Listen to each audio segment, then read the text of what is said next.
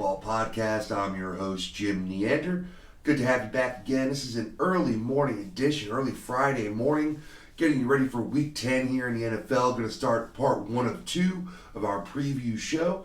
So a little bit of a shorter week this week, right? Everybody knows we got the bye apocalypse this week. We got 6 teams on bye, not just 6 teams, but quite a lot of fantasy assets wrapped up in those 6 teams. You got the Texans, you got the Patriots, among others. So I know it's been a difficult week setting your lineups, a lot of tough decisions to make.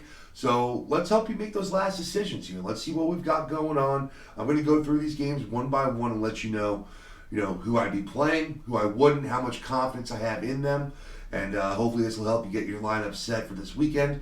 It's the last tough one with 6 games. Again, 6 teams on a bye, so it gets a little easier after this, even though there are some pretty big names on a bye these next couple of weeks. But we're going to take it 1 week at a time. That's all you can do. Let's try to get a W in Week 10. Now, if you are one of those teams that's lucky enough that you're already looking forward into the playoffs, maybe you're starting to think about playoff matchups and teams that have, tough stretches coming up and teams that have a little bit easier stretches coming up. So there's a lot out there about that. You can find out a lot of information about those kind of schedule trends, and we'll get into that a little bit more as we get maybe another week or two in. I'm a little bit more of a week-to-week player, and quite honestly, unless I am mathematically guaranteed to be in the playoffs at this point, I'm not looking too far ahead. So, that's just me personally, but we all got to play the way that we play, right? All right, let's dive right in. So, again, a little bit shorter. We only have, 13 games total on the slate. Last night we had the Thursday night football game. We'll go over that in the recap show, but we're going to jump right in here to 1 o'clock. Great NFC North divisional matchup here. I like this game. I don't like this game too much for fantasy, but I like this game as a football fan. So this is going to be the Detroit Lions at the Chicago Bears. Both teams just under 500, both needing a win to stay in any kind of a wild card chase. So I expect these teams to come out and play pretty good football. I'd like to see the Bears turn it around a little bit here and see, Trubisky, this might be make or break for him. So let's talk about who we're playing here. The Detroit Lions are visiting, and, Matt Stafford has just been on a roll these last few weeks. I think he's been over 350 yards in each of them, a couple of touchdowns at least. So right now, you're feeling great about Stafford. Unfortunately, he's probably not out there anymore. He was a streaming candidate up until about 2 weeks ago, and now he's pretty much owned. But, as far as the matchup here goes with the Chicago Bears, I know their defense came out on fire, and I'm not saying they don't have a really strong defense, because they certainly do.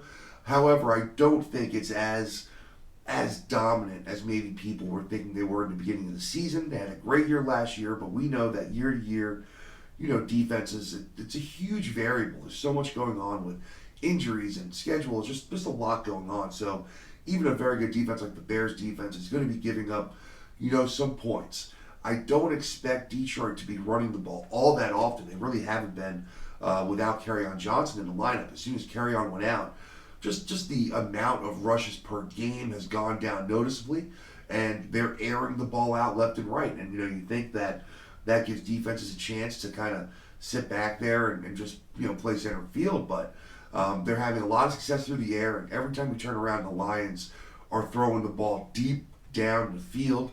They're using Galladay, they're using Marvin Jones, they're using Marvin Hall. Even, T.J. Hawkinson, even though he hasn't been getting that many passes, he's getting quite a few of them down the field with some air yards under him. So, I'm definitely playing Stafford this week, even in the matchup against the Bears. Of course, it might depend on who you have. But I have Stafford as probably still a top 8 type quarterback this week. I do expect him to be up there, in that quarterback 1, ranking, and probably near the top half of it. So go ahead and play Matt Stafford. Don't worry about that Chicago defense too much. I think he'll be able to give you the points that you need. I don't want to play anybody in the Lions backfield right now. I mean, I know I'm not completely off of Ty Johnson just because of the opportunity here with Trey Carson still hurt. J.D. McKissick, kind of focusing on the passing down work. But, I'd only play Ty Johnson or J.D. McKissick in the most desperate of moments. I really wouldn't be playing them if I had even decent other options. So I'm going to go ahead and recommend you stay out of the Detroit Lions backfield for this game. I think you should obviously, not I think, I know you're playing Kenny Golladay, and I do think that you should. Marvin Jones, see, the question here is, what kind of game is Marvin Jones going to have? I just think that you have to have him in your lineup right now as a flex because they're just throwing the ball too much. They're throwing the ball down the field a ton, and his opportunities are there. So I think they're going to take some shots this game down the field, and I think you should have, Marvin Jones in along with Kenny Golladay, as well as T.J. Hawkinson. I know it sounds maybe a little bit contrarian to want to play all of your weapons against the Bears, but I'm just in on the Detroit Lions weapons right now. I do think that they're going to be able to, score on the Bears and move the ball against the Bears. So that's what you have. Moving over to the Chicago side of the ball. So, kind of a weird week last week with them. Montgomery got the huge workload a couple weeks ago. And at that point, maybe you were really, expecting Montgomery's, shares to stay up there, not in the 27, 28, carrying range. But you saw it come back down again last week. So he didn't have a great week.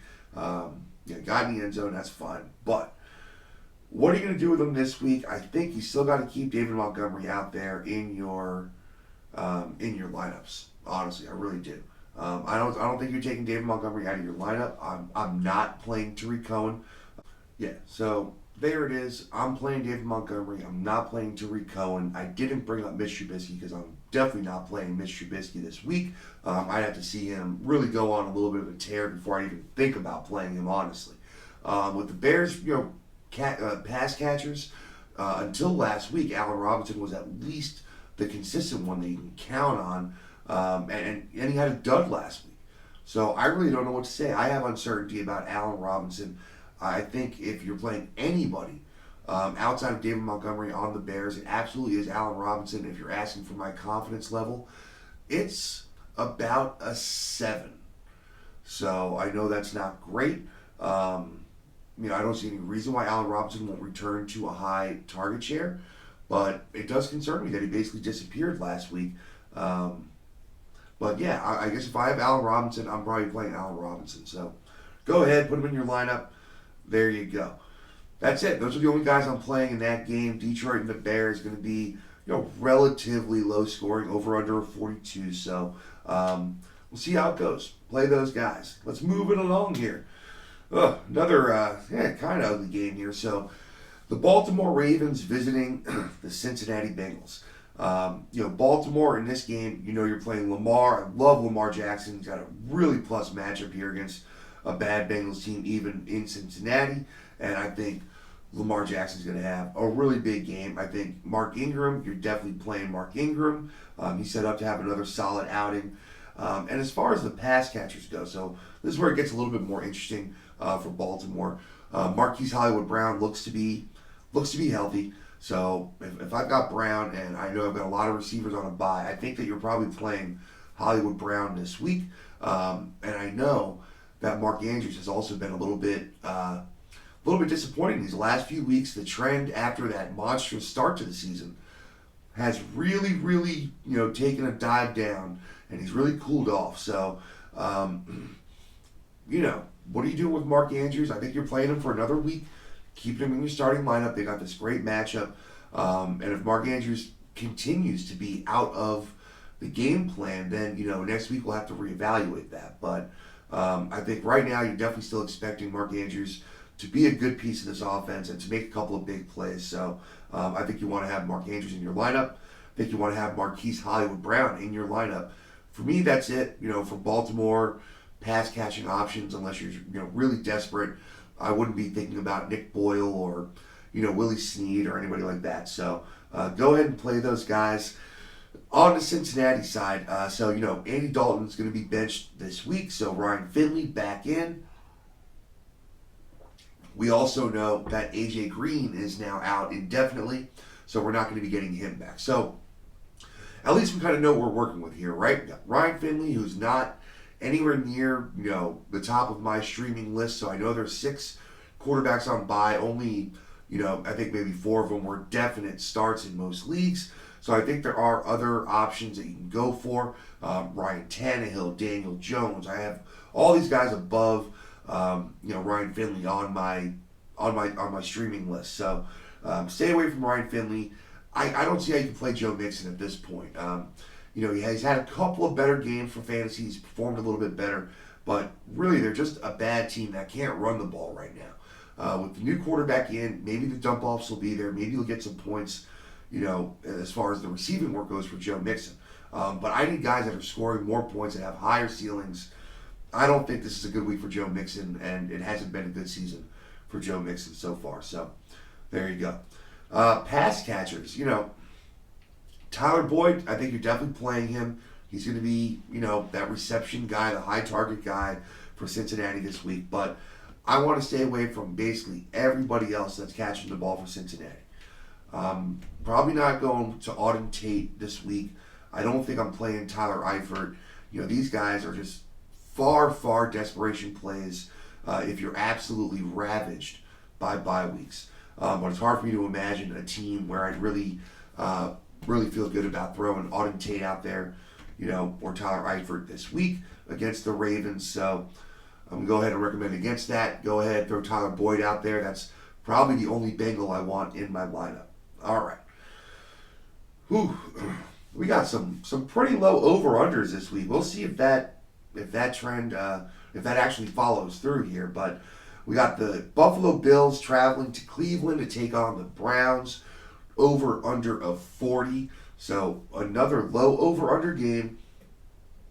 So I got to tell you, Josh Allen, I've had some pretty big expectations for Josh Allen this season. I didn't think he was going to be and come out to be this absolutely spectacular, lights-out passing quarterback. But I thought, the second year, gains plus, the offseason weapon additions with Beasley and Brown, and then also, just being another year in the league, that experience and having, a little bit more moxie and just a little bit more savvy in the pocket. And I really haven't seen that. For me, it's still the same, getting off to an awful start in the games, looking really lost as a passer in the first quarter or two, and then, kind of easing into it, making some plays happen as the game goes on. But I just feel like he's a very anxious passer in the beginning of the game. I don't like the way the ball looks. I don't like the reads that he makes early on. And I really want to see that getting better for Josh Allen. I'd also like to see him use his legs a little bit more, not just as a fantasy owner, but as a Bills fan.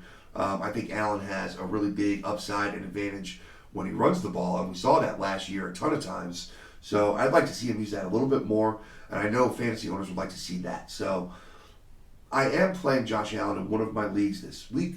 I'm definitely concerned about. I don't love this matchup on the road. The Bills haven't been protecting that well, and Cleveland, if there's anything that they do pretty well, it is rushing the passer. They do like to get after the quarterback. So I'm a little bit nervous about Josh Allen this week. I definitely think that these guys I just mentioned, Ryan Tannehill, Daniel Jones, I think these guys are viable replacements for Josh Allen this week. I'm not going to blame you if you play Josh Allen, but my confidence level is about 6 on Josh Allen this week. I'm just worried about it a little bit. I don't like it. I think there's a few other quarterbacks out there that you can stream that might give you more points. So we'll see. That's kind of a tough one for me. Is this the week that you're going to play Devin Singletary? Yeah, I think so. I don't see why last week all of a sudden he had 20 carries and gets most of the work out of the backfield. All of a sudden, Frank Gore is the spot, back. TJ Yeldon is a healthy scratch. So no reason to think that Devin Singletary hasn't taken over this job. And I think with his playmaking ability, I think you're going to want to have Devin Singletary in your lineup this week. So go ahead and play him. The time to play Frank Gore is gone. That high floor is pretty much gone with the carries. So got to take Frank Gore out of your lineup, and really you can probably let him go to the free agent wire. I know that there's not a lot out there, so it's nice to have that solid piece there. But I just think that Frank Gore can be let go at this point. I don't see a lot of upside for him with Devin Singletary taking over, which I think he is. So there's that. I think he can definitely continue to play John Brown. He's been having, these middle of the road games with 4 or 5 receptions and, 70 yards or so. And that's fine because as long as he's getting that, any week he can bust out. He hasn't had the long touchdown in a while. I don't know that it's going to happen this week, but I do think that he's a solid play in that wide receiver 3 kind of flex category. So you can play John Brown. I don't want to play any other receivers or tight ends for the Bills. For me, that's where the line ends. I'm playing Devin Singletary for sure. I'm playing John Brown. I'm thinking about playing Josh Allen, and that's it for Buffalo. So moving over to Cleveland, Cleveland's all question marks, right? I mean, even now with the addition of Kareem Hunt, even adds another layer of question mark to this offense. You like to think, hey, we're getting Kareem Hunt. This offense is only going to get better, but I don't know. Something tells me the more weapons this offense has, the more confusing it gets to get the ball out to him. I don't know how that makes sense, but it just seems like they're having trouble. So Baker Mayfield is a guy you got to sit this week. I don't think you can play him even at home against a Buffalo Bills defense that's been really solid, especially in the secondary. So I don't want to play Baker Mayfield. You're obviously playing Nick Chubb. I'm a little concerned about the Kareem Hunt usage, especially in this first game, maybe to see what they have, get him involved a little bit. We'll see how the great game script goes. But I'm not worried about Kareem Hunt getting that much work today. I'm a little more worried for Chubb in the future. We'll see how Hunt looks. We'll see how the offense looks with Hunt in there. And we'll kind of play from there. But this week, I think you're still pretty safe with Nick Chubb. All right, receivers. I think that, as with a lot of these weeks, Jarvis Landry has been the better receiver, or at least pretty close to even with OBJ, if not scoring more points, obviously without the draft capital that you had to spend to get him. So, who are you going to play this week? I think you play both of them. I think that the Cleveland Browns are really going to, not they haven't been trying, but I think this is the week where their offense turns a little bit of a corner.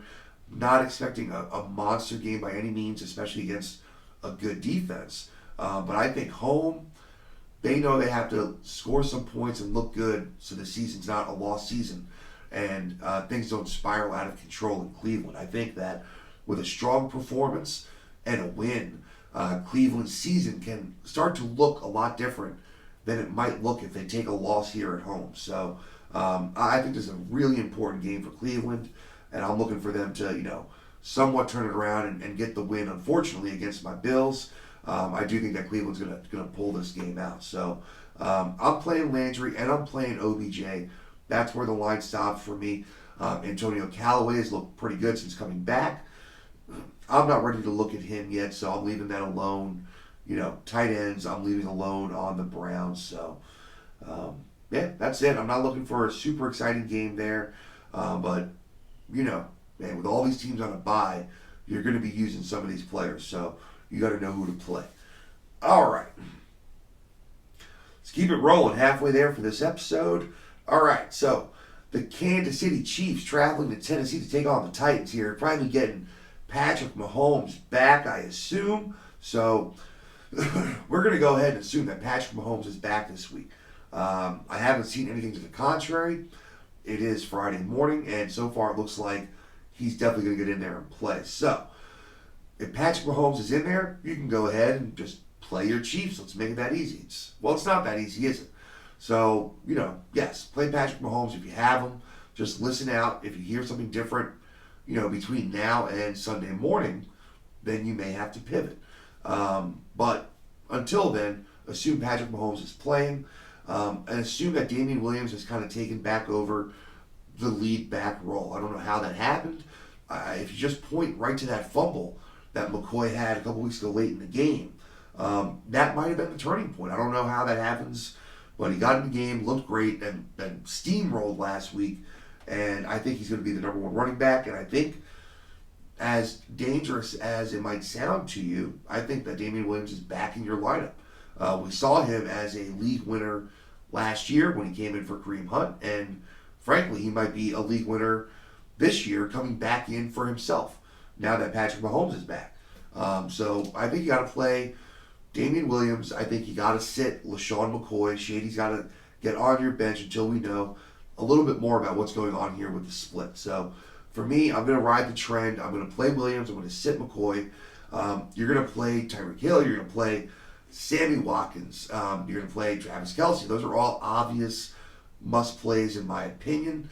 For some people, Sammy Watkins is not an obvious must play. But for me, with Mahomes back, I want to get Sammy Watkins in my lineup.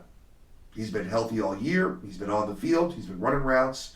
And with Mahomes back, I just want him out there. So I'm definitely recommending that you play Sammy Watkins this week. He is definitely kind of one of those guys I'm going to put a little bit of my weight behind because I do think he's going to have a pretty big week this week. So, hey, hold me to that. That's what we do, right? We're going to get some wrong. But I do think that he's going to have a big week. Excuse me.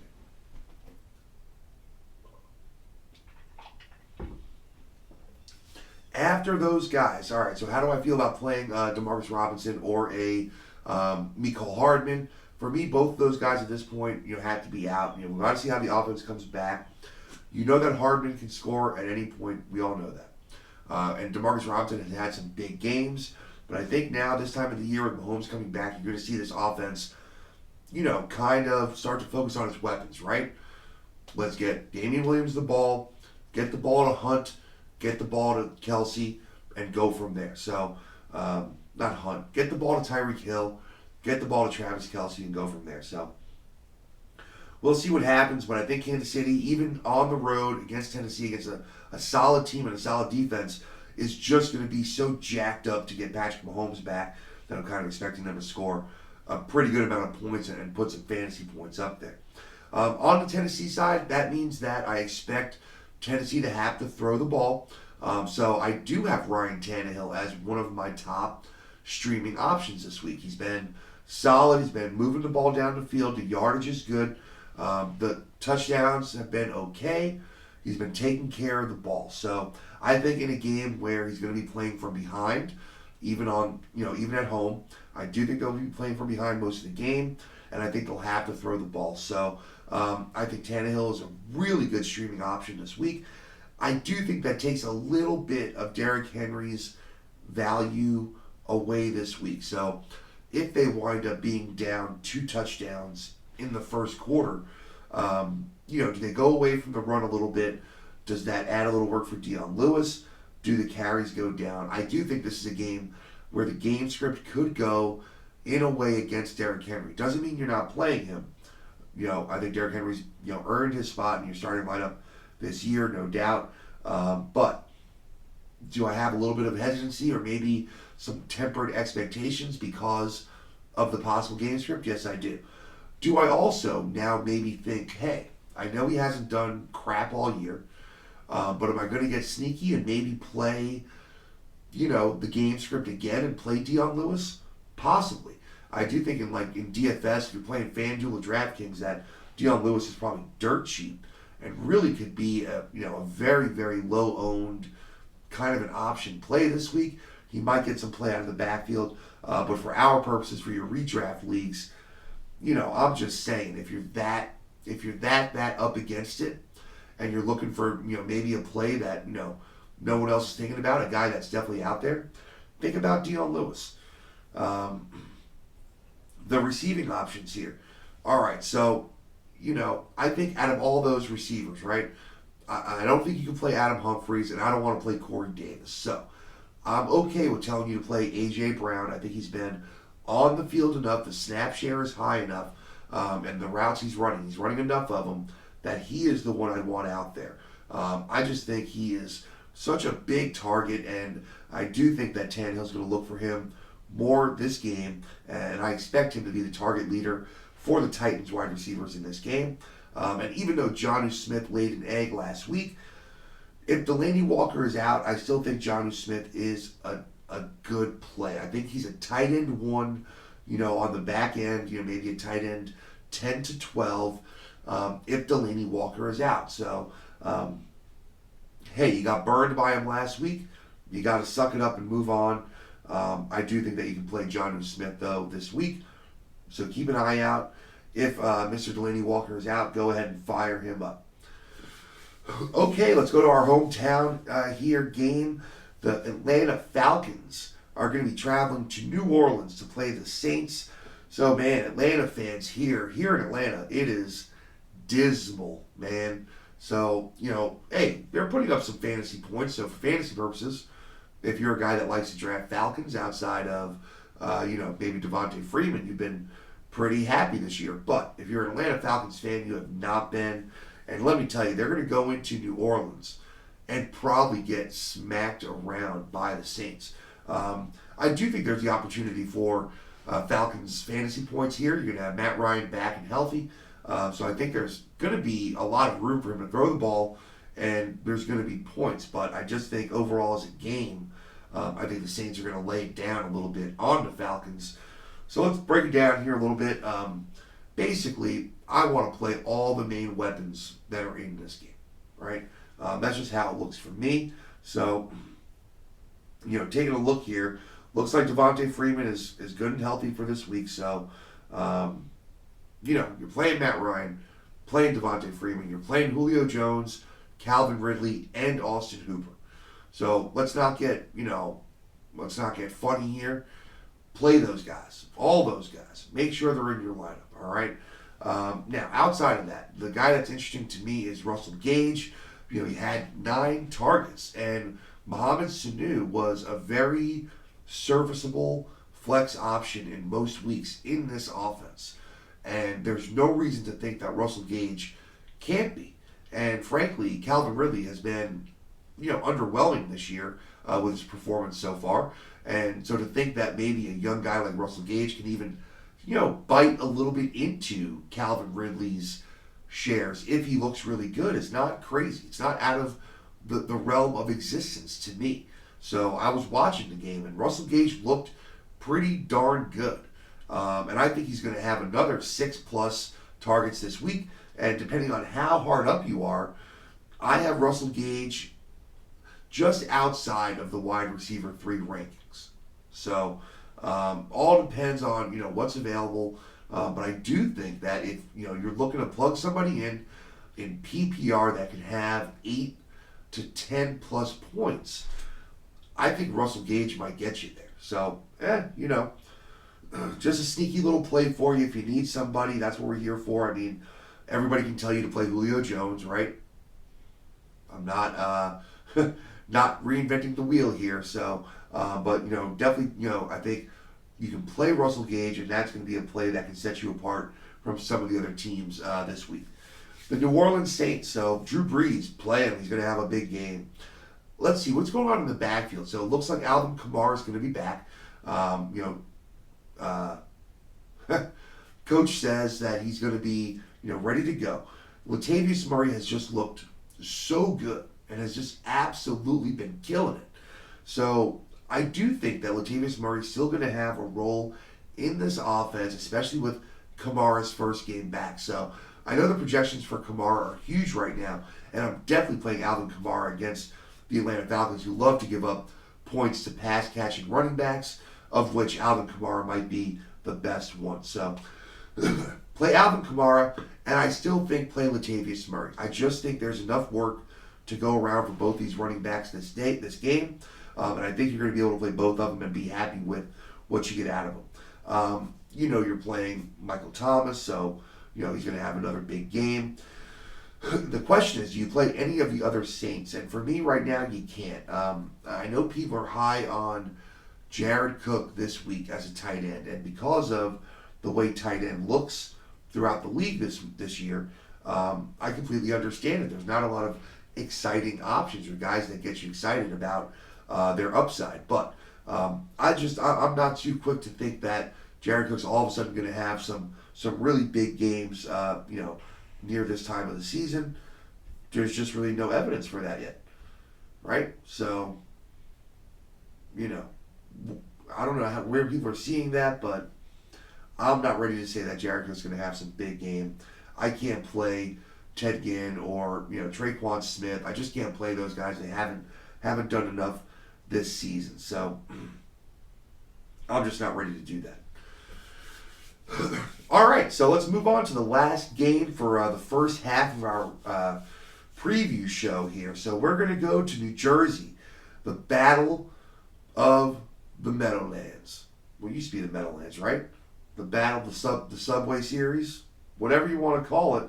The Giants are taking on the Jets, and man, who would have thought that both these teams are terrible? No, I'm just kidding. Everyone knew these teams are going to be pretty bad, but especially in the case of the Jets, I don't think we knew they were going to be this bad. I think there was some optimism for Sam Darnold, and all of a sudden he hit the Patriots wall, and it's been pretty bad ever since. But let's dig into this game a little bit more. Daniel Jones, as I mentioned earlier, I think is near the top of my list for streaming quarterbacks this week.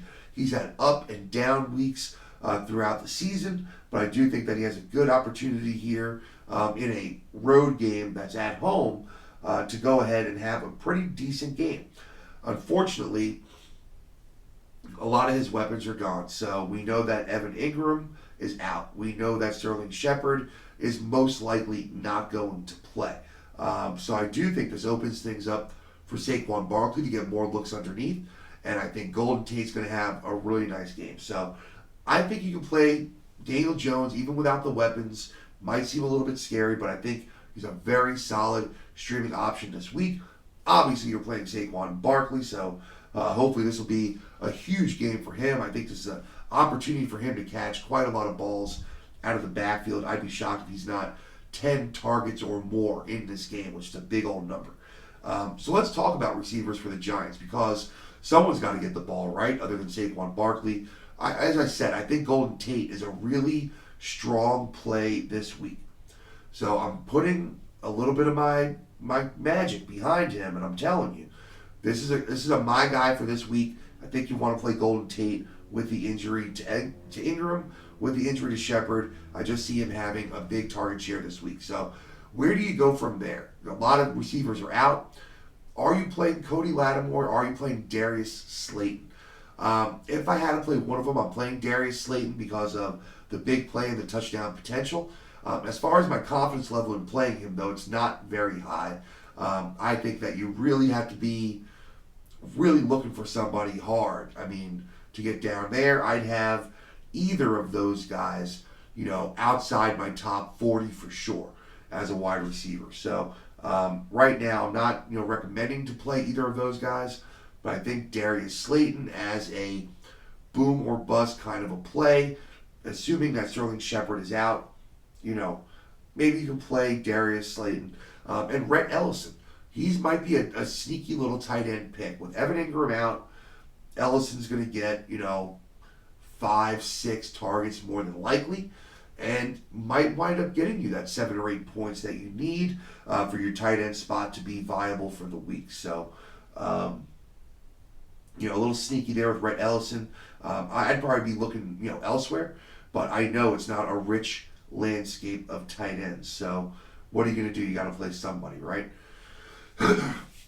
Let's finish it up on the Jets here. So, it's pretty interesting, with what's going on right now. Sam Darnold, as I mentioned, just has looked pretty awful since that Patriots game. I know all the jokes about, seeing ghosts, and, I totally get what he was saying. It sucks that he was mic'd up for a nationally televised game with the Patriots defense, breathing down his neck. But he really hasn't looked that good. So now you have Lev Bell questionable. What's going to happen there? Let me tell you, if Lev Bell is out, this offense is going to struggle even that much more, even against, bad Giants team. So who do you play? Do you play Ty Montgomery? Do you play Bilal Powell? I think between the two of them, you have to play Powell. We've just seen him get the workload in games where Lev Bell isn't in. Do I expect him to have near Lev Bell numbers, which even those haven't been great? No. But I do think if Lev Bell is out of this game, that you're going to want to have Bilal Powell in it just for the work. I do think there's going to be enough work that he is going to be, just on the cusp of that running back 2, maybe mid-tier running back 2 on the week. So, hey, you're going to need that with all these teams on a bye. So, I know it's ugly, but if Lev Bell is out, I think you can play Bilal Powell. If Lev Bell is in, do you play him? Questionable tag? I don't know. I got to hear them say that he's looking really good, that he's definitely fit to play before I play him. But if you had to ask me on this early Friday morning, I say Lev Bell is going to be out for this game, and you're not going to be able to play him. All right, receiving options for the Jets. So, at this point, I think that Jamison Crowder is the only guy you can really play. You can keep waiting for Robbie Anderson, and any week could be that week where he finally scores some points, right? I mean, it could happen any week. I'm just not going to keep waiting for that week. There's so many receivers out there that are scoring 10 points a week that you just don't have to wait for it anymore. Jamison Crowder is getting enough targets, or at least in most weeks, with Sam Darnold that I do think he's a decent play. I have him as a wide receiver 3, with wide receiver 2 upside this week. So I want you to play Jamison Crowder. And outside of that, I'd love to tell you to play Chris Herndon, but until I see him on the field and playing well, I can't put him out there with that hamstring. Just too many times. We already seen it this year where a guy's active, he goes out there, he's out there for a series, and he's gone for the week. So I'm not playing Chris Herndon, and I'm not playing Ryan Griffin unless they specifically say Chris Herndon is out. So if they say Chris Herndon is active / playing, then I wouldn't be playing any Jets tight ends. If they say Chris Herndon is out, then I do think you can play Ryan Griffin. I mean, I think he's been getting enough balls that he's going to be, on the bottom end of that tight end 1 conversation with a whole lot of other people in that 7 to 10 point, kind of range with the possibility to score. So, if Herndon is out for sure, I think you can play Ryan Griffin as a low end tight end play. If Herndon's active, I don't want to play either one of them. I don't want to play Robbie Anderson. Demaryius Thomas is questionable, so even if he was in, I wouldn't be playing him anyway. So there you go. I think there's some points to be had on the Giants side in this game. Maybe not so much for the Jets. So, all right, that's going to do it for us. There's only 6 games to go over in each part of our preview show this week, so going to be nice and easy. Enjoy the rest of your Friday. We're going to be back with you tomorrow to go over the rest of these games. In the meantime, if you want to find me on Twitter, go ahead and tweet the show at GOATFF Podcast, or you can tweet me, the host, Jim Neander, at Jim Neander. So hit either of us up, and we'll try to help you out with your starts and sits this week. If you have any specific questions, just let me know. I'm glad to give you my advice, glad to give you my opinion, and we'll be back tomorrow with part 2 of the Week 10 preview show, and we'll see you then. All right, enjoy your day. Have a good one. Thanks for joining us.